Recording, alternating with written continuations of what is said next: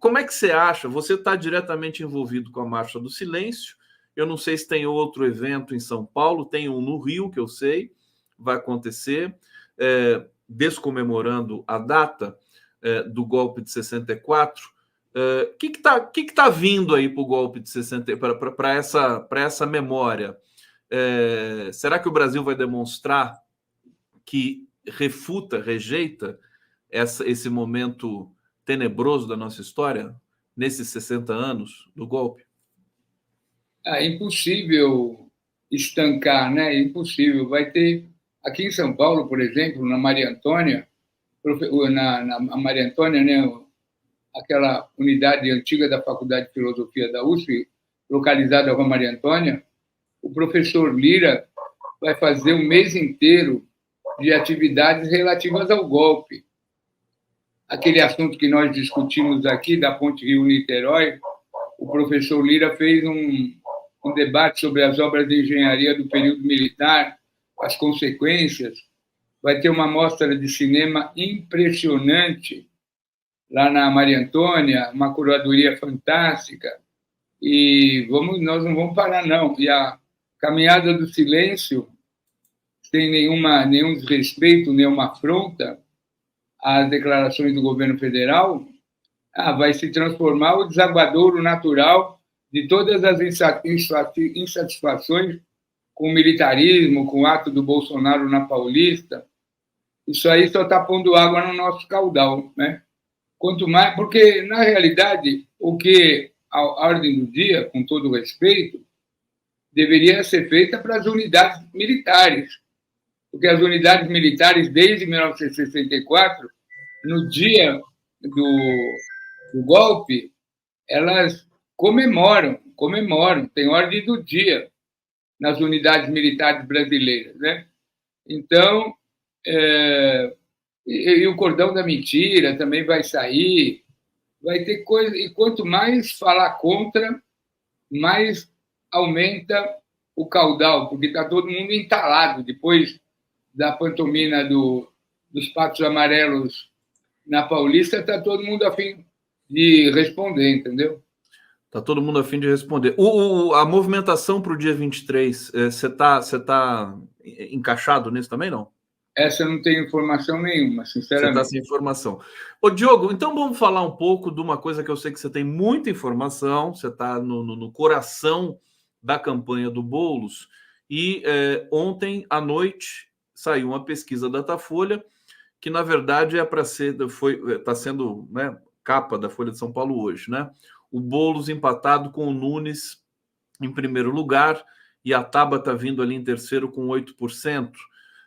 Que balanço que você faz agora desse momento em que as pesquisas vão começar a sair, né?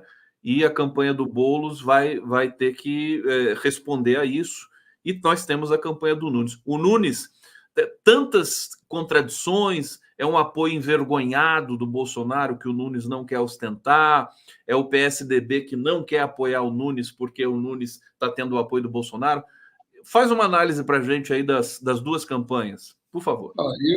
Eu considero, né, falando com bastante parcimônia, inclusive antes de entrar no programa me preparei devidamente para fazer essa análise, li todas as notícias, li todos os comentários da Folha. Primeiro, é uma boa notícia, uma má notícia para a campanha do Boulos, ou é um empate? É uma excelente notícia para a campanha do Guilherme Boulos. A esta altura do campeonato, com 30% para o Boulos, 29% para o prefeito, é uma vitória espetacular. Por isso, né, analisemos. A cidade de São Paulo tem o terceiro maior orçamento do país. Até aí, nenhuma novidade. Ocorre que no governo de Fernando Haddad, ele fez a renegociação da dívida e o orçamento da prefeitura, que era de 11, 12 bilhões de reais, foi para 80 a 90 bilhões de reais. Então, você imagina uma prefeitura que tem tanto dinheiro em caixa que tem que aplicar no mercado financeiro para o dinheiro não ficar parado.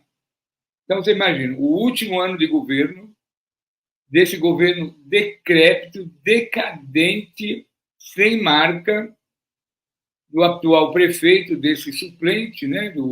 Ele ficou na vice, era vice do presidente, do prefeito, evidentemente eleito, efetivamente eleito, e mesmo, ao fim e ao cabo de 3 anos e 3 meses, ou 2 meses e meio, ele não consegue ter um número significativo. Mas o problema não é a pesquisa em si, é ótima para o Bolsonaro. Ótima. Qual é o problema? O problema é a interpretação da Folha. A interpretação da Folha diz assim: o Nunes está liberado do apoio ao Bolsonaro. Como liberado, cara pálida? O Nunes foi o anfitrião do comício dos Papos Amarelos. Ele pagou tudo. Ele foi o grande gerente do comício. Ele recebeu cada convidado do Bolsonaro como se fosse o chefe camarote da Sapucaí. Eles transformaram o Palácio dos Bandeirantes num hotel de viração. Todo mundo foi dormir no Palácio dos Bandeirantes. As dispensas... Nunca houve uma concentração de dinheiro. Os vereadores do grupo do Nunes, principalmente o presidente da Câmara, eles estão comprando até poste na periferia. Até poste. Essas obras... Adriano, se você me permite, eu acho isso muito grave. Acho que o que você está denunciando aqui é muito grave. E vejo que as autoridades, pensando no STF, enfim, que poderiam se manifestar, o Ministério Público com relação a isso, ficaram em silêncio, porque também tem o seguinte problema político, Adriano, e aí queria que você desenvolvesse isso aqui um pouquinho com a gente. A extrema-direita, eles abusam e fazem qualquer coisa sem se preocupar com as consequências. Por quê? Se as instituições começam a responder com muita intensidade, eles vão dizer que estão sendo perseguidos, eles vão se vitimizar. Quer dizer, é uma sinuca de bico. Como é que a gente resolve esse tipo de coisa, meu querido? Não, na realidade, a justiça eleitoral só começa a vigir no prazo eleitoral. Mas as aberrações que têm ocorrido nessa pré-campanha, o comício do Bolsonaro aqui em São Paulo, como é que foi? Foi um ajuntamento de gente do Brasil inteiro, pago com dinheiro público, governadores, deputados, passagem de avião, estadia. Foi um comício oficial, quer dizer, a marca ficou... os gastos serão assumidos por Silas Malafaia. Silas Malafaia deve ter tirado um CNPJ, mas o uso da máquina pública, não só aqui do estado de São Paulo, da cidade de São Paulo, e dos estados brasileiros, dos governadores, dos deputados, jamais foi visto. A Polícia Militar, a de São Paulo, uma semana antes do comício, 32 coronéis foram afastados da cúpula para colocar coronéis da maior confiança do candidato a vice-prefeito do prefeito, a candidato a prefeito, vice-prefeito do Nunes, que é o secretário de Segurança Pública. Então, houve um aparelhamento. Um uso em que pese muitos governadores não tenham vindo, mas toda a estrutura dos estados foi empregada na realização desse comício. A Prefeitura de São Paulo, ela organizou o comício como se fosse a festa do Réveillon. Palco na perpendicular, um sistema de som que ia da Rua da Consolação, para quem não está em São Paulo, até a Brigadeiro Luiz Antônio, praticamente até o começo da Paulista, na Praça Oswaldo Cruz. Praticamente toda a Paulista foi isolada e transformada num palco para o comício. Foi decorada. Então, se mesmo esses caras... Então, voltemos à pergunta, que é a pesquisa do Boulos, que é o que mais interessa. Com todo essa derrama de dinheiro para fazer um comício aqui em São Paulo, Uma pessoa até comentou, mas o Palácio dos Bandeirantes é do governador Tarcísio. Não tem coisa mais imbricada do que a campanha de Nunes e o governo do Estado. É uma coisa só, é um bloco rochoso.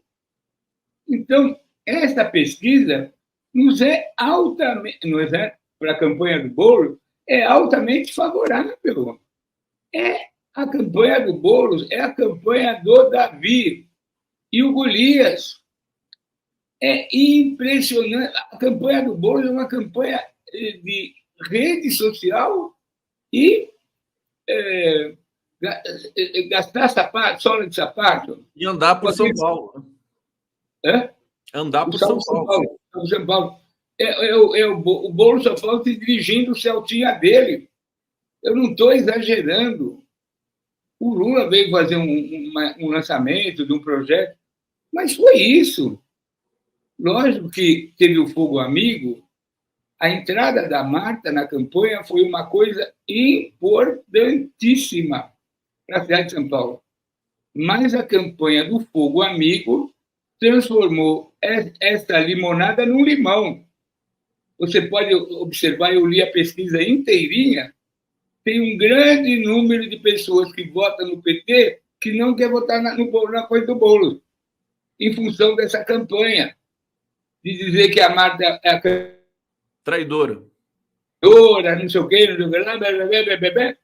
cria uma rejeição, as pessoas ficam perplexas. Olha que coisa importante. Espera aí, Diogo, que coisa importante que você está falando. Quer dizer, o Boulos não está tendo uma performance ainda melhor em função de disputas internas no Partido dos Trabalhadores? É isso que você está falando? Não só do Partido dos Trabalhadores, como do PSOL. Do PSOL também. Também, porque praticamente o Boulos está fazendo a campanha essa semana, é que está sendo anunciado que alguns deputados federais do PSOL, com base na capital, vão fazer plenárias com o Boulos. É o primeiro dia. No dia que a Marta se filiou ao PT e que foi a grande apoteose da campanha do Boulos, tinha um deputado federal do PSOL. Um deputado. Então, no PSOL também está tendo um fogo amigo sem precedente. Eu não sei como o rapaz aguenta. Como é que a gente vai fazer? O pessoal está dizendo aqui também, a militância que está aqui no bate-papo, meu querido Adriano, está dizendo também, o PSOL em 2013 pediu impeachment da Dilma, o Boulos estava na rua para pedir impeachment da Dilma. Tem tudo isso. Agora, se a gente for pegar item por item do que aconteceu nesse passado tenebroso, recente do Brasil, não vai sobrar ninguém, né? Não sobra ninguém para compor o governo Lula, né? Acho que a gente tem que ter um certo equilíbrio e uma certa experiência associada à malandragem, né? No bom sentido, né? O Diogo, diga aí para a gente, fala aí. Não, a outra campanha que o Boulos fez com a Luiz Erundina na vice, uma campanha vitoriosa. Vitoriosa, impressionante. Impressionante. Erundina e Boulos, eles foram para o segundo turno. O Boulos não pôde ir ao debate da Globo porque contraiu Covid. A notícia da candidatura do Boulos, eu estava assistindo integralmente a entrevista do Genuíno que antecedeu, é a melhor notícia para o Brasil polarizado na sinceridade. Porque essa história do fim da polarização, querido Guilherme, o querido Conde... Opa, me confundiu com o Boulos aqui, é uma honra. Querido Conde, de onde nasceu o termo polarização? Polarização é um termo decorrente dos polos magnéticos da Terra. Pois bem, como está prevalecendo no Brasil a teoria da Terra plana, Terra plana não tem polo, né? Então, mas na natureza existe polarização. Você vai confundir a gente, hein, Diogo? Terra plana não tem polo, vai lá. Terra plana não tem polo, né? Então é o plastite, tudo igual. Não tem situação, não tem oposição, somos todos... Né? Isso aí está totalmente errado. É da natureza... Por que Portugal deu essa dica? Porque o partido mais à esquerda que estava no poder estava tão misturado, tão imiscuído, que o cara fala, bom, você para votar nesses caras que têm posições de direita, vamos votar na direita logo de uma vez, né? Então, essa pergunta que você está perguntando para o Genuíno. Genuíno, qual é a solução? A solução é voltar para a raiz, voltar para as nossas teses. E o Boulos, o que eu estou tentando dizer, é que o Boulos representa isso, tanto do ponto de vista geracional, como do ponto de vista de saber trabalhar com as redes sociais, trabalhar com as novas gerações, né? Ele sabe bem o discurso de enfrentar o bolsonarismo, todas essas correntes, e ele entusiasma setores que estavam fora. Agora, o fogo amigo é que derruba, porque fala, não, mas não podia, a vice, não sei o quê, e biriri, e o Boulos fez uma aliança, não só o PT, fez uma aliança só da campanha dele, com o PT, com o Lula. Aí, então, por isso que eu considero o resultado da pesquisa espetacular. Olha, vamos trazer aqui a posição, algumas posições aqui dos nossos internautas, que sempre com muita qualidade, divergindo da gente, divergindo entre si. Vamos trazer para a gente aprofundar um pouco esse tema. Olha, Nato está dizendo aqui, o governo está muito bem na prática, porém falta mais coordenação ideológica, comunicação. Está falando do governo federal, evidentemente. Deise Vasconcelos, esquecer 64 é uma violência contra todos os que sofreram, incluindo o próprio Genuíno, muito especialmente a presidenta Dilma, e muito especialissimamente o nosso querido Adriano Diogo. Adriana Cópio está dizendo aqui, grandes homens de luta, amo muito Adriano e Genuíno, maravilhosos. Virginia, ela não falou nada, né? Tudo bem, só o Adriano e o Genuíno. Virginia van der Linden, Adriano, te mandei um vídeo no Instagram feito por uma amiga sobre seu pai que foi preso no estádio Caio Martins. Seu pai foi preso no estádio Caio Martins? Deixa eu ver o vídeo dela e eu te respondo. Que história é essa, meu Deus? Denise Lial, pesquisa mostra o tamanho do potencial do Boulos. Marta Traíra não agregou nada, pelo contrário, tira votos. Tá aqui, o Diogo vai comentar. Tecelão de sonhos. Boulos estava no impeachment da Dilma, Marta nem se fala. PT só fez bobagem ao firmar acordo com o PSOL para abrir mão de lançar candidato a prefeito. Carlos Filho Silva. Não gosto da esquerda limpinha e cheirosa representada pelo PSOL, porém temos de reconhecer a representação deles no campo progressista. Tem essa ferida, né, Diogo? As pessoas se ressentem e elas não estão erradas, né? O que dizer? Dizer que isso é a democracia, né? Democracia. Isso é a democracia. Essa é a essência do nosso processo civilizatório. O Frei Leonardo Boff disse o seguinte, que os seres humanos sobreviveram à luta das espécies porque eles conversavam entre eles, divergiam, comiam juntos, bebiam juntos e celebravam. Por isso que os seres humanos sobreviveram e foram a espécie que prevaleceu. Essa é a nossa... Agora, o Boulos, a campanha do Boulos, não o Boulos, né? Representa tudo isso. Olha, eu vou colocar... Você sabe que eu sou uma pessoa da antiga geração. A vitória da Luísa Erundina, em 1988, contra todas as forças políticas da direita, da extrema-direita, foi a coisa mais espetacular que aconteceu no fim da ditadura, porque a ditadura oficialmente acabou em 1985, mas Erundina foi só eleita em 88. Mas foi um marco fundamental para o fim da ditadura e para o Brasil retomar a eleição direta para a presidência da República e chamar uma nova constituinte. Foram as eleições municipais. Lógico que o fato da Erundina derrotar toda a direita aqui em São Paulo, ela puxou toda a oposição em todas as capitais brasileiras. Desde Manaus, que Arthur Virgílio ganhou, até Olívio Dutra, no Rio Grande do Sul, foi um movimento libertário. E o Boulos, o Guilherme Boulos, a campanha do Guilherme Boulos, vai representar esse enfrentamento frontal ao bolsonarismo, às forças de direita, e depois das eleições municipais, principalmente nas capitais, o quadro político brasileiro vai ser completamente diferente, principalmente se a gente ganhar São Paulo. E o Lula sabe disso. O Lula sabe disso. Por isso que ele está tecendo... Desculpa, a vitória do Boulos seria um divisor de águas, né? Total. Total. É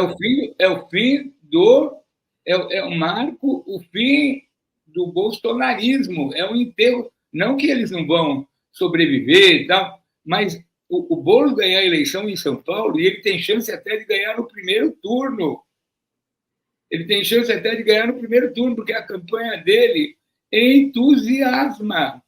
Você vai comparar a estrutura financeira da cidade de São Paulo, um orçamento fantástico, sendo aplicado em obras emergenciais, todas para beneficiar os vereadores, os políticos, e a campanha do Nunes, com a campanha do Boulos. Adriano, isso mostra que não vai ser fácil, né? Isso mostra que vai ser que o bicho é feio, que o bicho é muito feio. Deixa eu... peraí, que eu tô... Só deixa eu fazer um comentário. Só para você ter uma ideia, o bicho é tão feio, querido Conde, que quarta-feira, aqui na Câmara Municipal de São Paulo, pode ser votada uma CPI para investigar a vida e a obra de Padre Júlio Lancelotti. Tanto é que as Forças Democráticas de São Paulo estão chamando para hoje à noite, na Câmara Municipal, no Salão Prestes Maia, no primeiro andar, uma reunião para discutir qual é o processo que está sendo montado dentro da Câmara Municipal, capitaneado pelo presidente da Câmara Municipal, o principal apoiador de Ricardo Nunes.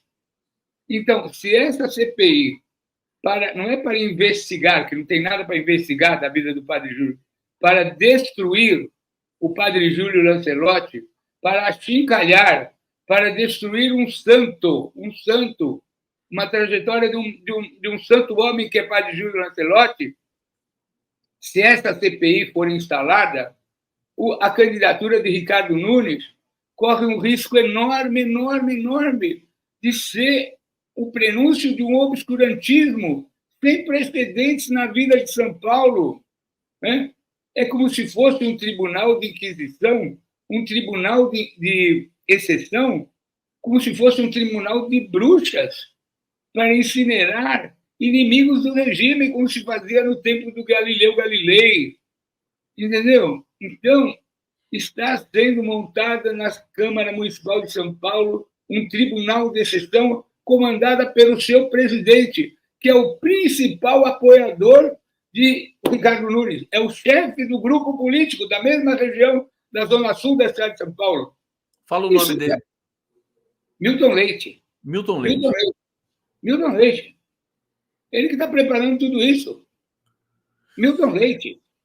É amanhã que vão fazer essa votação sobre o Padre Júlio? Quarta-feira. Quarta-feira. Como é que está a reação a tudo isso, Diogo? Vai ter uma manifestação? Bom, como é que vai ser? A reunião que previu, né, que organizou essa... Foi uma reunião feita a portas fechadas. A presidente da Câmara fez uma reunião do Colégio de Líderes, no 8º andar, no Salão da Presidência, sem que os advogados do Padre Júlio pudessem acessar a reunião. Uma reunião cujo relator, cujo proponente é nada mais, nada menos que o vereador Robinho Nunes, que é aquele advogado do Mamãe Falei. Então, a Câmara Municipal de São Paulo se transformou num braço do MBL. O MBL que está dando a linha política para a Câmara Municipal de São Paulo. Não, sem contar que o Padre Kelmo e o Kim Kataguiri vão funcionar nessa campanha como braços do Ricardo Nunes, né? Acho que não dá para ter dúvida disso. Agora, o Diogo, deixa eu te perguntar uma coisa. Aqui os internautas chamaram atenção para uma coisa que eu quero que você fale. Depois que a Marta se conectou ao Boulos, né, se refiliou ao PT, de fato eu não vi uma mudança de intenção de voto no Boulos. Parece que ele teve sempre ali 30, 29, 30. O pessoal está contestando aqui se a Marta está levando mesmo, né, votos para o Guilherme Boulos. O que você pode dizer para a gente sobre Não, isso? não há dúvida. A alegria, a felicidade das pessoas de gerações anteriores, né? Porque a Marta foi prefeita em São Paulo em 2000 e 2004. Lá se vão 20 anos. Mas a memória afetiva e política do governo da Marta está presente em todas as camadas sociais. A Marta foi responsável por não havia corredores de ônibus na cidade de São Paulo, nem integração do sistema tarifário. Repetindo, não havia corredores de ônibus.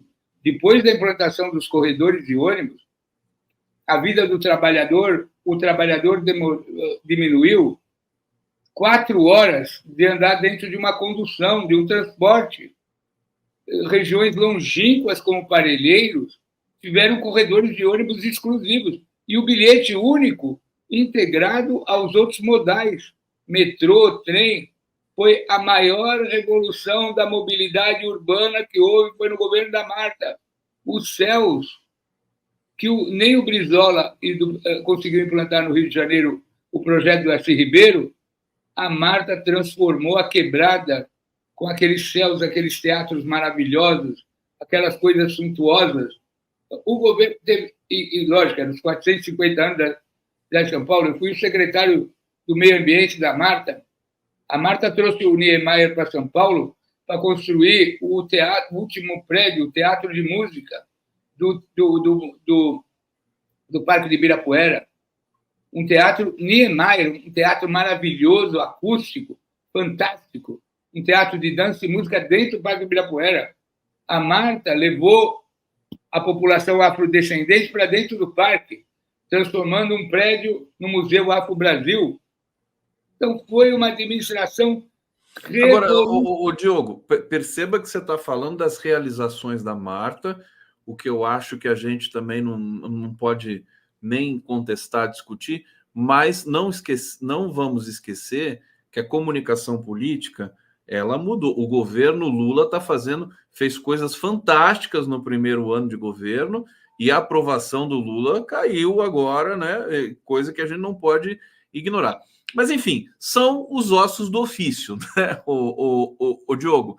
Não tem jeito, tem que ver também na prática, quando começar a campanha para valer, né? Como é que essas forças vão se acomodar ali na cena. Eu queria que você falasse, o Diogo, eu quero te perguntar da Petrobras, porque você, como geólogo e como também especialista no tema, eu quero que você fale dos dados aí que foram apresentados da Petrobras e das questões políticas em torno. Mas antes, Tabata Amaral, ela tem 8% de intenção de voto.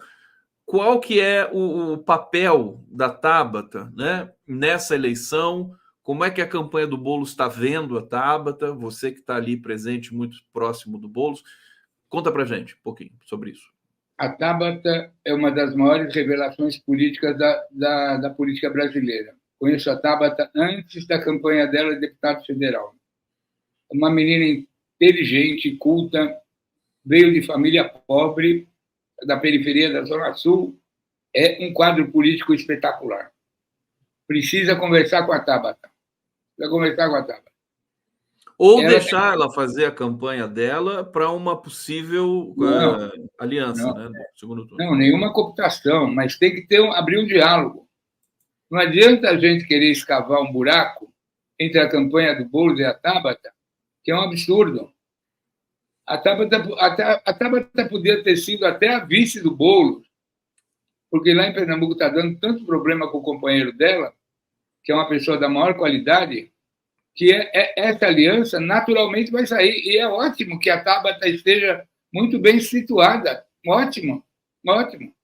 A campanha do Boulos vai dialogar no campo democrático para melhorar as propostas. Ambas campanhas vão dialogar. A Tabata está dentro do nosso campo, ela pode ter divergência aqui, ali, não, mas ela tem futuro, essa menina, na política. Ela não está aí por acaso, não. Né? Lógico que ela veio daquela origem empresarial, lá da escola da Ambev e tal, mas ela eu também acho que não dá para a gente achincalhar a Tabata, né? A esquerda isso existe. Agora, Guilherme, eu faço campanha desde que eu nasci. Eu fiz a campanha da Luiza Erundina.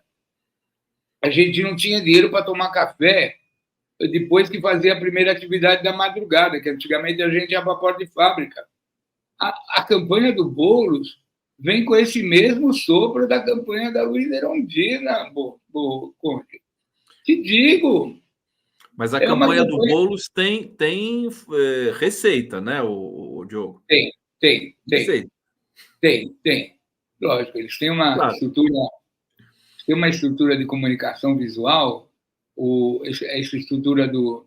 E outro problema é que o prefeito Ricardo Nunes é de um pequeno grupo da Zona Sul, ligado ao MDB, essa coisa toda, que é um grupo pequeno lá da Zona Sul, encastelado lá na Zona Sul, né, da cidade de São Paulo. É esse grupo do presidente da Câmara, Milton Leite, Ricardo Nunes, o Caruso, é aquele grupinho lá de Santo Amaro. Né? De onde vem o poder da família Leite? Eles são ligados ao Michel Temer. Eles são ligados ao Porto de Santos. O pai do Nunes é o cara que controla o Porto de Santos e a parte sanitária dos aeroportos paulistas. Eles têm um poder enorme. Mas eles não têm história política nenhuma. Ele veio no vácuo, ele foi eleito no vácuo do Bruno Covas. O Bruno Covas nunca aceitou se aproximar do bolsonarismo. Não queria nem ouvir falar da tradição do seu avô Mário Covas. E esse aí está até o pescoço com o Bolsonaro. Outra pergunta que você fez eu não respondi. A Marta se filiou ao PT e entrou como na vice na chapa do Boulos, ponto.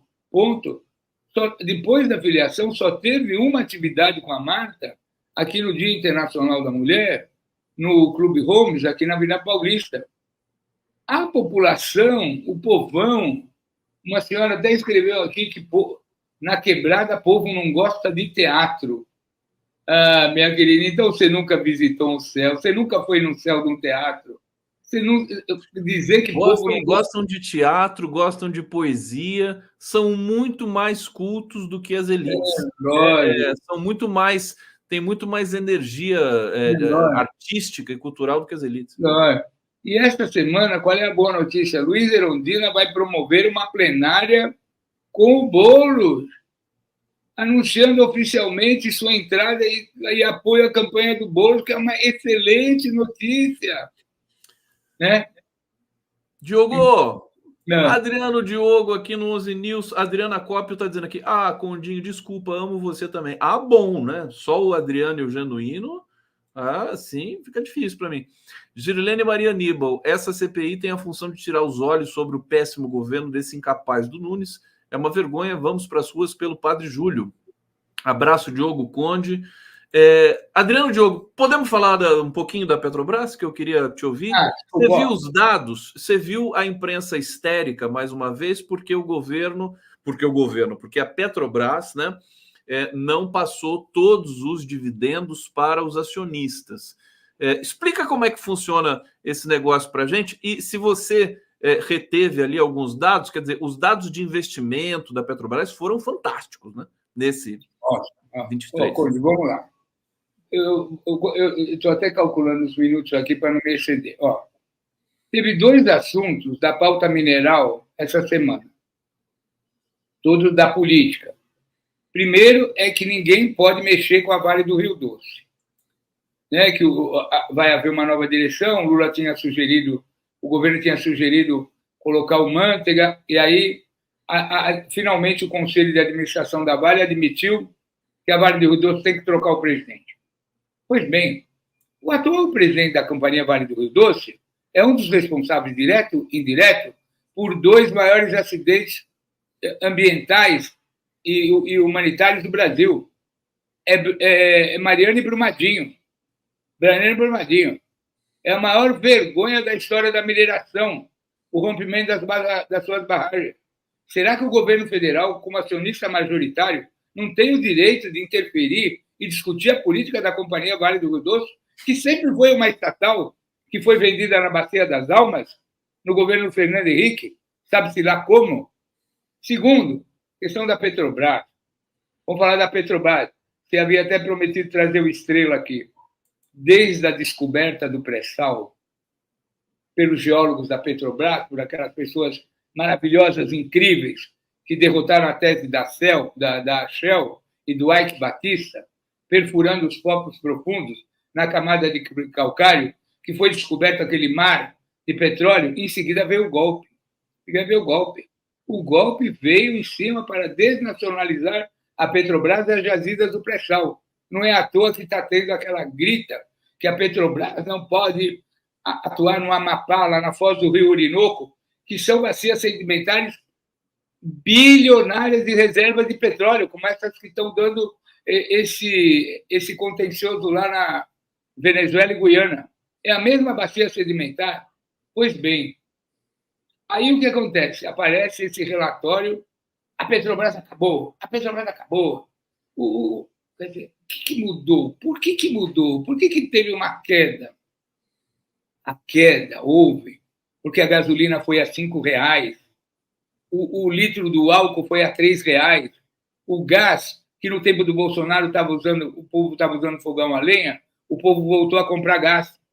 Então, e a Miriam então ficou nervosa outro dia com o governador Alckmin. Por que estão reprivatizando as refinarias? Porque o Bolsonaro deu as refinarias para os Emirados Árabes. Deu dada, vendeu na bacia das almas. Então, na medida que a Petrobras está todo dia se recompondo e que o objetivo principal não é dar lucro para os rentistas da Bolsa de Nova York, e é sim melhorar a vida do povo brasileiro, e que os lucros da Petrobras sejam usados e o patrimônio da Petrobras em benefício do povo brasileiro. Imaginem os senhores que nós estamos ouvindo. A Petrobras não tem uma companhia distribuidora de gasolina, óleo e derivados do petróleo. Vendeu tudo, vendeu a BR. Vendeu tudo, não tem mais, tem que vender pela Cosan, pela Shell.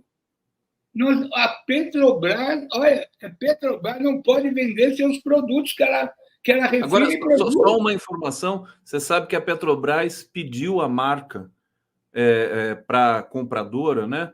Porque ela vai voltar para o mercado. É o mínimo. O filé mignon está na comercialização. Então, você se mata de fazer, retira o petróleo, refina o petróleo. O que é o petróleo do pré-sal? Que eles não conseguem explicar. O petróleo do pré-sal é desmineralizado. Tem 7% de enxofre.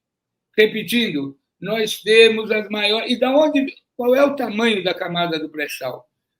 Vem do Espírito Santo para Santa Catarina. E vai até Angola, na África. Até Angola, em toda... Ele atravessa o oceano, é? Atravessa o oceano. E quem faz a pesquisa lá para os países africanos? A Petrobras. Entendeu a geopolítica? Agora, aonde que está o comando da Petrobras? Está na Bolsa de Valores de Nova York.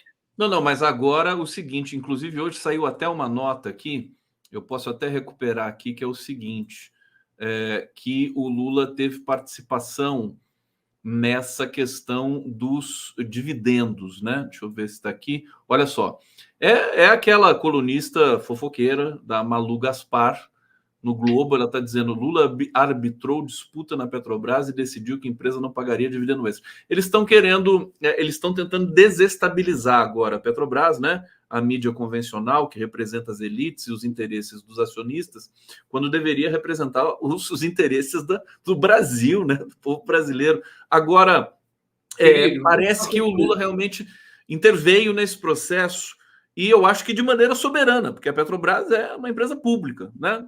Seria estranho se não interviesse, né, Diogo? Não, assim como esse aventureiro do governador de São Paulo, esse aventureiro quer privatizar a Sabesp, por que eles querem privatizar a Sabesp?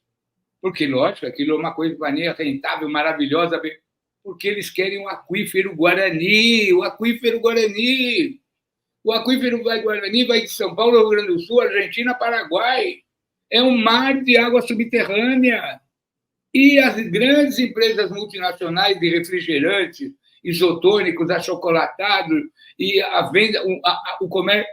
Tem lugares no mundo que a água doce custa mais caro que o petróleo.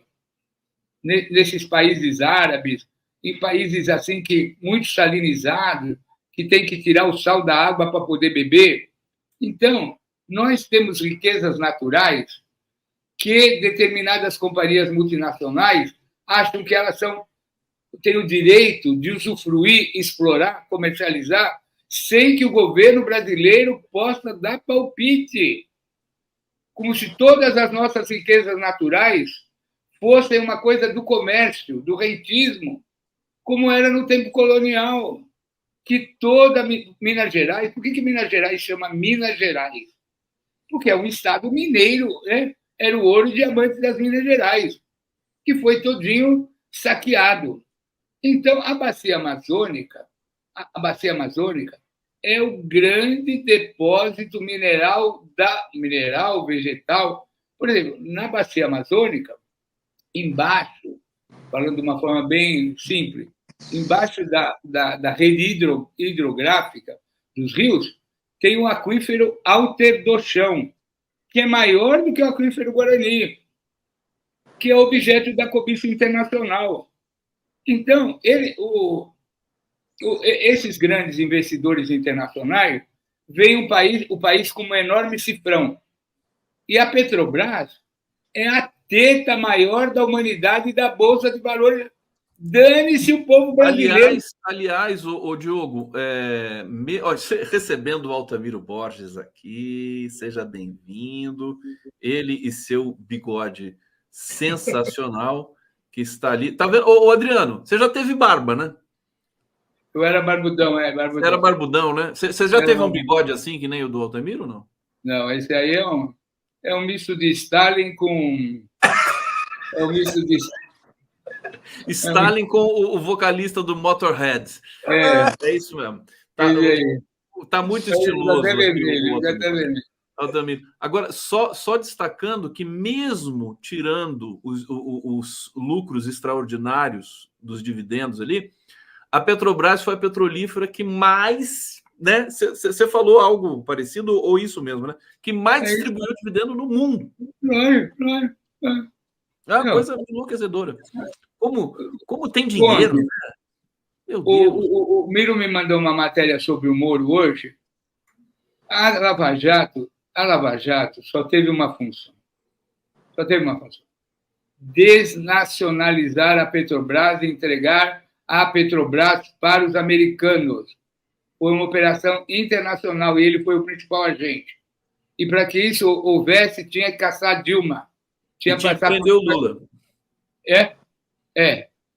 Desculpa, não ouvi o seu comentário. Não, e tinha que prender o Lula. Tem que prender o Lula. Porque, ao contrário, sabe o que eles iam fazer? Iam fazer como fizeram no Iraque. Eles iam invadir com tropas e bombardear o povo brasileiro. Como fizeram no Kuwait. Entendeu? É assim que eles agem. Agora, aqui sem dar um tiro, com uma operação internacional desse grupo de Curitiba, eles saquearam a Petrobras, né? Ainda bem que o Lula voltou e recuperou, porque mais um pouco não dava para recuperar.